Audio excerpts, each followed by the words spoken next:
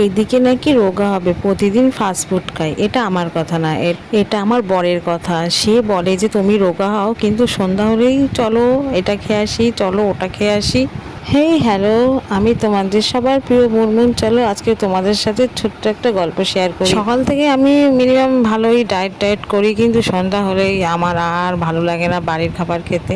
কিন্তু মনে হয় যে যাই একটু খাবার দাবার খেয়ে আসি, আর এইভাবেই আমি মোটা হয়ে যাই। আর এই নিয়ে আমার বরের সাথে আমার একটু একটু গন্ডগোল হয়, মানে একটু অভিমান হয়।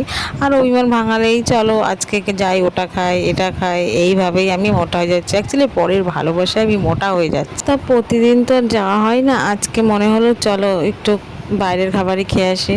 তাই এখানে আমি বরকে বলছি খাবারটা কেমন লাগছে। তা আমি এখানে নিয়েছিলাম ললিপপ, আর ওদিকে বর নিয়েছিল চিকেন সিঙ্গারা। আমি কিন্তু চিকেন সিঙ্গারা প্রথম টেস্ট করেছিলাম, বেশ ভালোই লেগেছিল। তারপরে সিঙ্গারা খেয়ে আমরা আবার একটু আইসক্রিম নিয়ে নিয়েছিলাম। তা আমাদের এরকমভাবেই বলো তো আর ডায়েট করা হয়, যদি বর প্রতিদিন ভালো ভালো খাবার খাওয়ায়। যদি রোগা হতে চায় তাহলে আমাকে পুরো এইসব খাওয়া ছেড়ে দিতে হবে, কিন্তু এটা আমার পক্ষে সম্ভব না। তোমরা যে আমার ভিডিওগুলো দেখে চলে যাও, একটা তো লাইক আর একটা কমেন্ট করতে পারো, তাহলে এরকম ভিডিও করতে আমারও একটু আনন্দ হয়। আমাদের ভিডিওগুলো কেমন লাগে প্লিজ জানিও।